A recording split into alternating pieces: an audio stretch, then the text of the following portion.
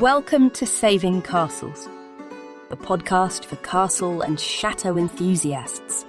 Join us as we explore the fascinating history, stories, and culture of these awe-inspiring structures, from the legends and folklore to the latest in restoration. We'll cover it all, so whether you're a seasoned castle aficionado or just discovering the magic of these magnificent buildings, this is the podcast for you. So grab your headphones and let's dive in.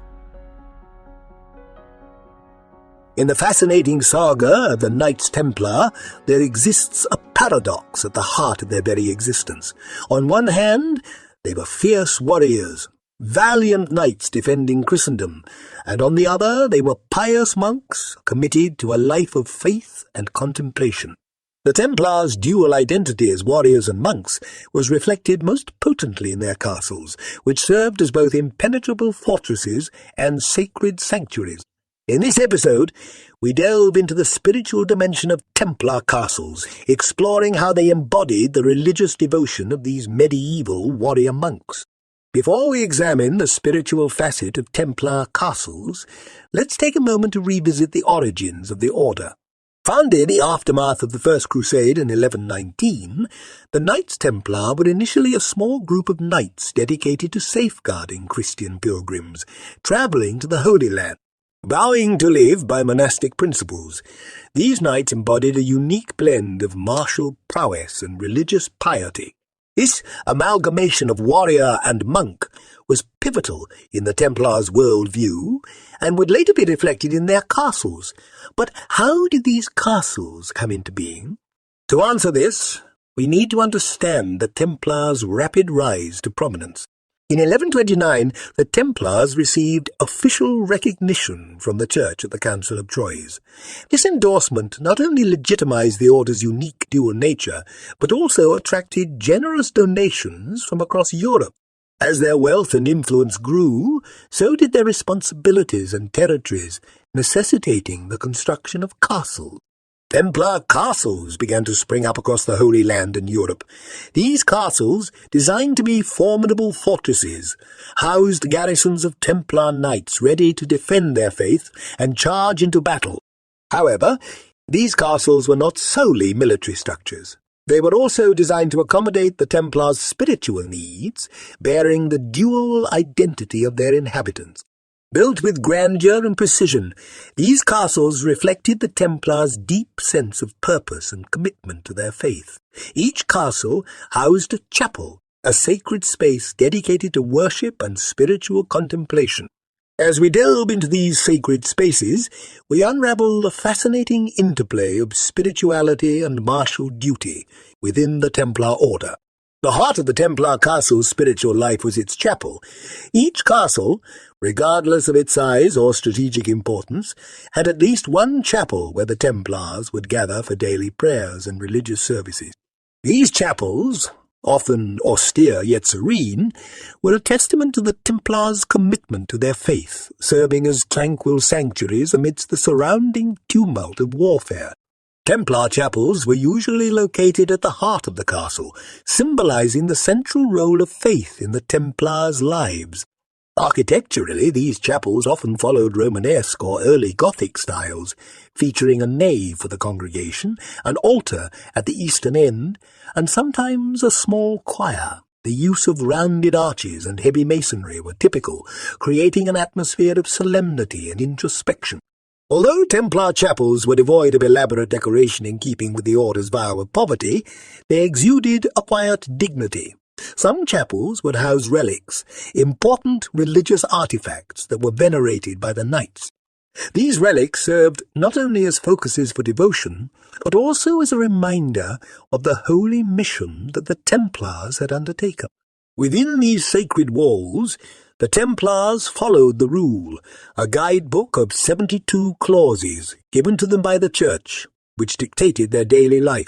This rule, similar to those followed by other monastic orders, included prayers throughout the day, starting before dawn and continuing at regular intervals until after sunset. Even in the midst of their martial duties, The Templars were expected to maintain this rigorous prayer schedule, reflecting their steadfast dedication to their faith. The religious life of a Templar knight was not confined to the chapel alone. Every facet of their existence within their castle walls was imbued with a sense of piety and faith. The very architecture and design of Templar castles reinforced this spiritual ethos. They were structured to facilitate a monastic lifestyle, reflecting the Templars' commitment to their vows of poverty, chastity, and obedience. Let's step into the bustling world of a Templar castle at the break of dawn. Morning prayers in the chapel heralded the beginning of a new day. Post their spiritual communion, the Templars would emerge into the castle's communion spaces to partake in their daily routines. However, even these ordinary tasks were guided by the order's spiritual principles. Take, for instance, the refectory, where Templars gathered for their meals. Just like in monasteries, these meals were simple and silent, consumed collectively while a brother read religious texts aloud. Templars ate communally, emphasizing the collective over the individual. It was a practice of humility and unity, a testimony to their shared commitment to their vows and their faith. Even the sleeping quarters of the Templars, often a shared dormitory, spoke volumes about their spiritual lifestyle. Templars would sleep fully clothed, prepared to spring into action at any given moment.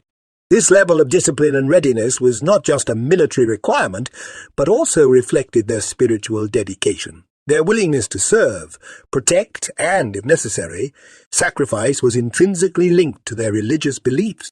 As you navigate through a Templar castle, you realize that every room, every corridor, every stone carries the echo of a prayer, a silent sermon of faith. The spiritual tenor of a Templar castle was so profound that it seemed to transcend the physical and seep into the very aura of the place, creating an almost tangible sense of sanctity. Now imagine the grandeur and solemnity of special occasions and rituals within these castle walls. Perhaps the most intriguing of these were the initiation ceremonies of new Templars. These ceremonies, usually held in the castle's chapel, were secretive and sacred, echoing the deep spiritual bond that connected every Templar. The candidate, usually a nobleman who had relinquished all his worldly possessions to the order, would undergo a solemn ceremony presided over by the master of the temple. The aspirant Templar, clad in a white mantle, a symbol of purity, would kneel before the master and place his hands between those of the master, pledging to live in poverty, chastity, and obedience. Post the vows, the new knight was presented with a red cross, the iconic emblem of the Templar order, signifying their shared faith and sacrifice. These initiation ceremonies shed light on the profound spiritual commitment required of every Templar knight. Being a Templar was more than just being a knight or a monk. It was about embodying the confluence of martial and spiritual duty. Beyond the initiation ceremonies, Templar castles bore witness to a variety of religious ceremonies and rituals. Feasts of patron saints, liturgical seasons, and significant religious occasions were commemorated with solemnity and devotion. Templars, despite their warrior status, observed these holy days with rigorous piety, emphasizing their unwavering commitment to their faith. It would be an oversight to consider Templar castles as mere military strongholds or spiritual sanctuaries. They were much more. They were physical manifestations of the Templar Order's faith, the very embodiment of their religious and martial mission. These castles served as vital centers of the Templar Order, radiating their influence across territories. They stood as proud symbols of the Templars' faith and power, projecting their presence far and wide. The very sight of a Templar castle would evoke a sense of awe and respect. Its towering walls and solemn chapels embodied the strength and sanctity of the Templars, making a profound impression on the local population and the enemy alike. Notably, Templar castles also served as hubs for the local community, facilitating religious, economic, and social interaction. They offered protection and religious guidance to the local population, who in turn provided goods and services to the castle inhabitants. Thus, Templar castles became bastions of Christian faith in their regions, nurturing the spiritual lives of not just their inhabitants, but also the communities that surrounded them. Through their castles, the Templars displayed their faith, not only in the grandeur of their chapels and the solemnity of their rituals, but also in their daily lives and interaction. At the very heart of the Templars' spiritual saga, a singular location emerges with profound significance: the Temple Mount. It is a site of enormous religious and historical importance in Jerusalem, the city that the Knights Templar was sworn to protect. It was here that the Templars established their headquarters, amid the ruins of the ancient Solomon's Temple. It is also here, within these hallowed grounds, that we can most deeply explore the Templars' identity as keepers of the faith. Let us journey to this geographical and spiritual epicenter of the Templars, to uncover the secrets it keeps and the stories it has to share. The Temple Mount is deeply intertwined with the Templars' mythos, their raison d'etre, and the essence of their faith. They believed it was their holy duty to guard this sacred ground, and it is this belief that further solidified their identity as knights of faith, keepers of religious tradition, and defenders of Christian pilgrims. Imagine the scene. Jerusalem, in the early 12th century, a city that was the nexus of many cultures, faiths, and empires. Amid this ancient cityscape, the Temple Mount, a flat plaza dominated by the gleaming dome of the rock, stood as a powerful testament to faith's power to shape history. The Templars, newly formed and filled with fervour, set up their headquarters nearby, a humbling beginning that soon led to a remarkable ascent in power and influence. The Templars' deep connection to the Temple Mount was not merely symbolic. It was quite literal. They derived their name, the poor fellow soldiers of Christ and of the Temple of Solomon, from this very site, the alleged location of the biblical Solomon's Temple. For the Templars, the Temple Mount was not just a strategic stronghold or a symbolic possession. It was a link to a sacred past, a religious legacy they were determined to preserve and protect. Their profound connection to this sacred site reflects the very core of the Templar ethos. They were not just knights or monastic brothers. They were a synthesis of both these identities. The Temple Mount, with its centuries-old religious significance, was the perfect locus for the Templars to shape their identity, to transform themselves from mere mortal knights to revered guardians of faith. For the Templars, every stone, every path, and every wall within the Temple Mount held an intrinsic connection to their mission and their faith. It served as a daily reminder of their sworn duties and of the holy legacy they were entrusted with. In their castle, built upon the Temple Mount, the Templars found not just a base for their operations, but also a spiritual home that resonated with their faith, their duty, and their very essence. Today, even though the Templars are long gone, their spirit lingers in the Temple Mount. The site continues to be a potent symbol of faith, a place of religious convergence, and a testament to the enduring legacy of the Templars.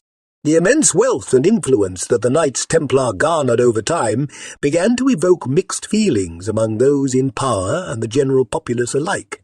Their financial might and widespread land holdings, including their strong, imposing castles, attracted both admiration and envy.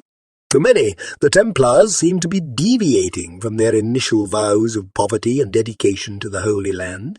Their sprawling castles, intricate network of estates, and vast treasury were seen as signs of worldly ambition, rather than spiritual devotion.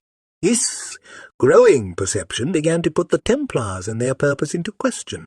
With their military successes in the Holy Land dwindling, the sense of awe and reverence that once surrounded the Templars started to fade. Kings and nobles who once supported the order with generous donations began to view them with suspicion. The very castles that the Templars had erected as symbols of their faith and their commitment to the Christian cause became targets of hostility. One of the most significant challenges to the Templar faith came from France, where King Philip IX, known as Philip the Fair, sought to suppress the order. Mired in debt to the Templars and eager to consolidate his power, Philip sought to bring down the order. On Friday, the 13th of October, 1307, in a well-orchestrated operation, the French king ordered the arrest of all Templars in France. The charges against the Templars were severe and far-fetched, ranging from heresy and idol worship to obscene rituals. Templars across France, including those dwelling in their faith-filled castles, were rounded up, imprisoned, and subjected to gruesome tortures to extract false confessions. The Templar castles became scenes of profound tragedy. Imagine the chaos and confusion as French soldiers stormed Templar strongholds, turning the serene spiritual sanctuaries into sites of violence and persecution. The castle chapels, which had once echoed with the solemn hymns of Templar knights, now witnessed the agony of their unlawful interrogation. Yet, amid such adversity, the Templars' faith in their divine mission remained unshaken. Throughout the trials, many Templars steadfastly maintained the order's innocence, refusing to validate the fabricated accusations even in the face of death. Their fortitude under extreme pressure was a testament to their unwavering faith, a faith that had been nurtured and deepened within the spiritual solitude of their castles. This period of the Templars' history provides a deeper understanding of their spiritual resilience. Their castles, rather than serving merely as military fortresses, were indeed their sanctuaries, places where their faith was tested and fortified. Through their ordeal, the Templars demonstrated the depth of their commitment to their faith, a commitment that, for many, proved to be unbreakable even in the face of the most severe adversity. The siege on the Templar castles did not mark the end of the Order's trials. In the aftermath of the fateful events that unfolded on that infamous Friday the 13th, the Templars found themselves in an unprecedented crisis. Accused and arrested, their formidable castles desecrated, their once impeccable reputation smeared, the Order was on the brink of collapse. Yet, even amid this ordeal, the resilience of the Templars, nurtured in the spiritual fortresses of their castles, was brought to fore. Facing intense pressure from King Philip of France, Pope Clement V issued a papal bull in November 1307 instructing all Christian monarchs in Europe to arrest all Templars and seize their assets. This was a devastating blow to the Templars, who had previously enjoyed the protection and patronage of the papacy. Nevertheless, outside of France, many rulers were slow to move against the order, and the response was not as severe as it was in France. However, the Templars' influence was severely waning. Despite the grim circumstances, the Templars didn't surrender their faith or their resolve. Imprisoned and isolated in their own castles, many Templars clung to their faith with a tenacity that was nothing short of inspiring. Their castle walls, which had borne witness to their daily prayers and solemn vows, now became the backdrop for their ultimate test of faith. In 1312, under continued pressure from King Philip, Pope Clement issued another papal bull, Vox in Excelso, which officially dissolved the order. The Templars were no more. Their assets, including their castles, were transferred to another military order, the Knights Hospitaller. But what happened to the Templars themselves? Those resilient warrior monks who had defied their persecutors, held fast to their faith, and refused to renounce their order? For many the outlook was grim. Some perished in prison, while others were executed. The last Grand Master, Jacques de Molay, met a particularly gruesome end. Refusing to admit to false charges, he was burnt at the stake in 1314, maintaining his and the Order's innocence until his final breath. However, not all Templars met such a dire fate. Some managed to escape persecution, blending into society or joining other religious orders. The fortitude they exhibited amid the trials was a testament to the spiritual strength they had derived from their castle life. The castles, having served as the physical and spiritual bulwarks of the Templars, underwent a transformation of their own. Transferred to the Knights Hospitaller, these structures lost their distinctive Templar character, but continued to function as religious and military strongholds. While the Templars ceased to exist as an order, their spirit seemed to linger on within these castle walls. The dissolution of the Knights Templar marked the end of a distinctive era in Christian, military, and religious history. Yet, the Templar story doesn't end there. Their influence and legacy continued to reverberate throughout history, long after their formal dissolution, and continues to do so to this day. Their resilience in the face of persecution has inspired numerous tales and legends that have kept the memory of the Templars alive. Indeed, the echo of the Templars' faith continues to resonate from the ruins of their castles, a haunting melody that speaks of their undying spirit. As we journey further into the Templars' narrative, we'll explore how these keepers of faith have left an indelible mark on the pages of history and continue to fascinate us even today.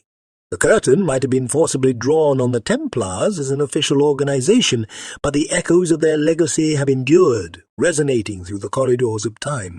The Templars, from their rise to their dramatic fall, have etched a deep and enduring mark on history, and their influence can be discerned even today. Their castles, once bustling with the monastic life of these warrior monks, stand today as silent yet eloquent testimonies to their past. Spread across Europe and the Middle East, these stone behemoths have weathered the test of time, carrying within their walls the enduring tale of the Templars. Visitors to these sites today can still sense the profound spiritual energy that these places must have radiated when the Templars inhabited them. Walking through the hallways of a Templar castle, one can almost hear the echo of the Templars' chants, feel the weight of their collective devotion, and experience a sense of awe at the formidable faith these warrior monks upheld. The air within these walls still carries the scent of history, of devotion, and of a commitment so profound that it defied the trials of time and the threat of death. The Templars, despite their dissolution, have never truly faded into obscurity. Instead, they found their way into the annals of legend and folklore, often represented as heroic figures embodying Christian chivalry and devotion. Their enduring appeal has led to their portrayal in various forms of media, including films, novels, and video games, ensuring that their story continues to captivate the popular imagination. The historical record of the Templars, their virtues of courage and resilience, their impressive organizational structure, and their significant role in the development of early banking systems have been subjects of intense academic study. Researchers and history enthusiasts continue to delve into the Templars' past, striving to unravel the mysteries that still surround the order. Within the realm of spirituality, the Templars are often remembered for their extreme dedication to their faith. They've become symbols of spiritual resilience, their story serving as a reminder of the strength that faith can provide in times of adversity. Though officially disbanded, the spirit of the Templars seems to have seeped into various facets of our modern world. Their castles, the once vibrant hubs of their spiritual and communal life, now stand as proud monuments to their past. Their legacy continues to manifest in different forms, ensuring that the Templars, those keepers of the faith, live on in our collective memory.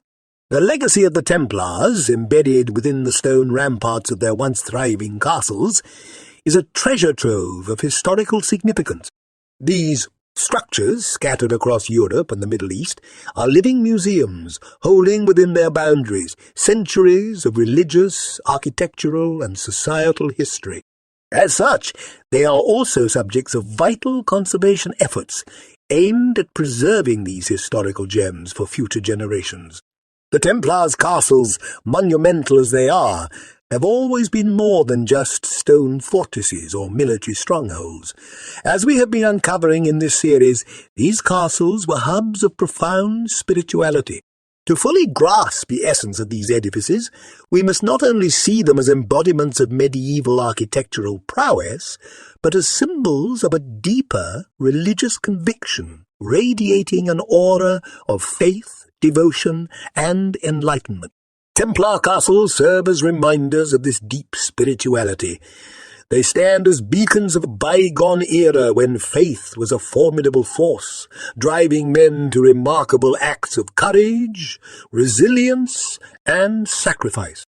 It was this spirituality that enabled the Templars to weather the storms of conflict, treachery, and tragedy, reinforcing the power of their faith.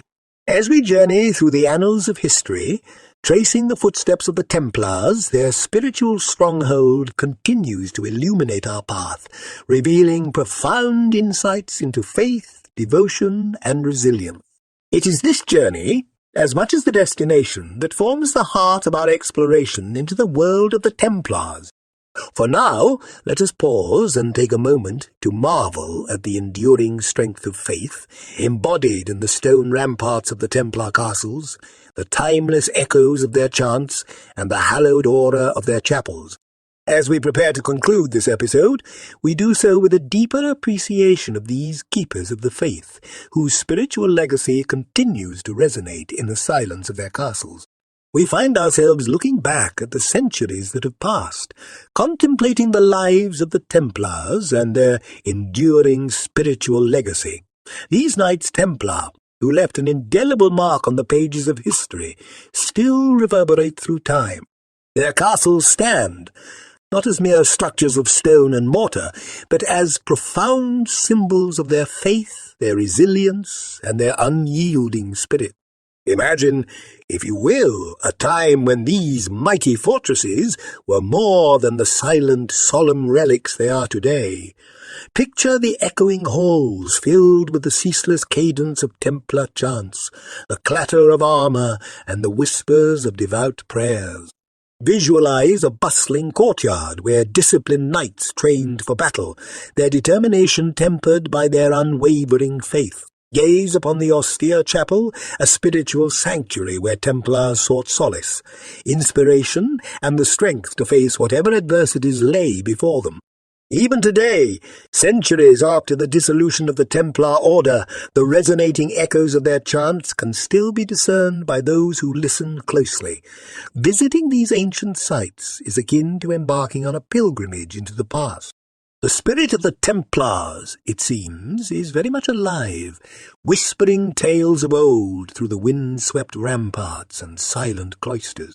Many of these castles, including the famous Toma Castle in Portugal and the iconic Temple Mount in Jerusalem, attract countless visitors each year. For many, a visit to these places is a journey of discovery, of tracing the footsteps of the Templars and immersing oneself in their rich history. Yet it is more than just a historical or architectural appreciation. It is a spiritual journey as well. It is about connecting with an epoch that, although seemingly distant, still has a profound influence on our collective consciousness. These Templar castles serve as enduring reminders that although societies change and time passes, the universal virtues embodied by the Templars' faith, courage, and tenacity remain timeless and eternally relevant.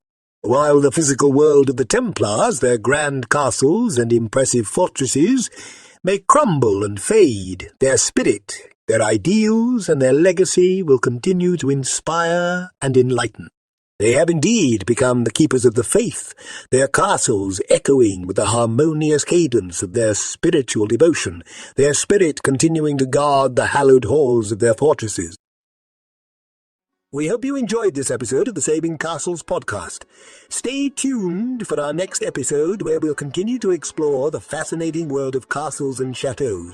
Don't miss out and subscribe to our podcast to get notified when new episodes are released. For more information about us and our work, visit savingcastles.com. Thank you for listening.